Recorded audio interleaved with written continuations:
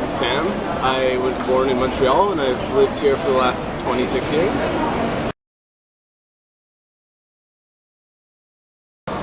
I guess I've been involved in a range of organizing from like worker justice and migrant justice. There's some solidarity initiatives around Palestine, around indigenous sovereignty and decolonization, so kind of a bunch of different things.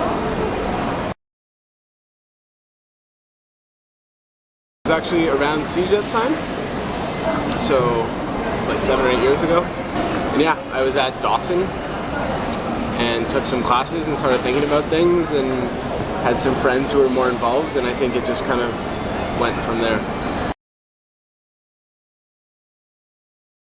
So when I was in CEGEP, terms like colonialism and concepts like colonialism started to become clear to someone like myself who grew up in Montreal in like a pretty privileged context. And so thinking critically about colonialism and thinking about inequality in the world was kind of the catalyst for how I got involved in Palestine organizing, which at its core is simply an anti-colonial struggle. It's obviously different for everyone.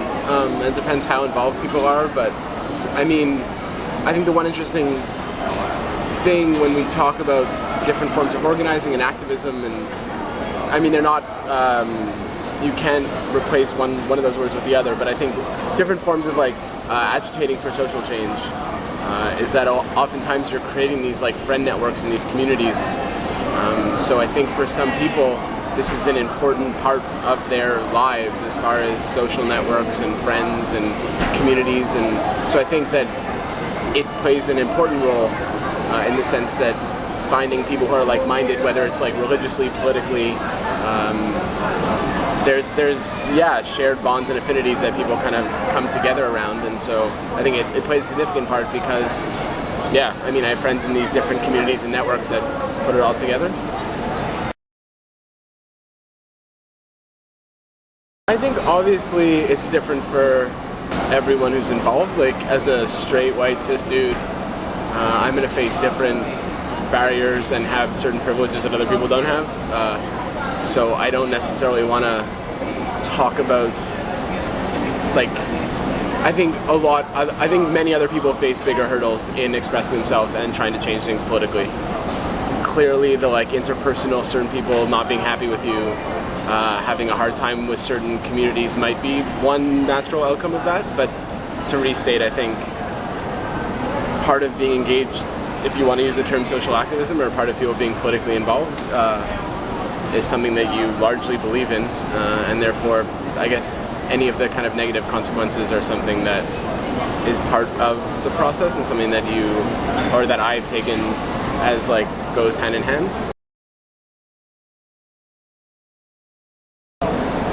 Yeah, I mean, so definitely what I spoke about before, where I think that different, and again, I think like when social activism and organizing are such like broad categories that it's hard to kind of talk about all of it in one way.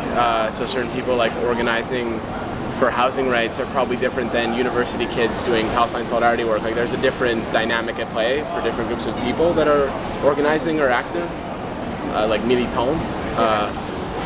But I think there's definitely ways in which some of those groupings become subcultures in and of themselves. And we should definitely be like weary of some of the negative effects of that, but also if people are organizing together, it's often on shared ideas and principles and beliefs, and oftentimes people gravitate towards one another with shared views, and so I think like there's pros and cons to that of this like subculture from activism or from organizing, but I do think that that's just like a natural outcome of like relatively like-minded folks spending time together. I think both the Canadian and Quebec contexts are pretty flawed. Ways in which, well, in Canada, it's like there's one notion of who's Canadian and everyone else has to become like that. You can keep your food and your dancing and your dresses, but like generally there's this like white normative identity and culture that everyone in Canada has to aspire to. In Quebec, it's a little more crass, whereby it's like, nope, like white francophone European descended culture is the de facto culture and everyone else has to just accept that fact. I think both of those are equally problematic. Both ignore the history of colonialism in this region.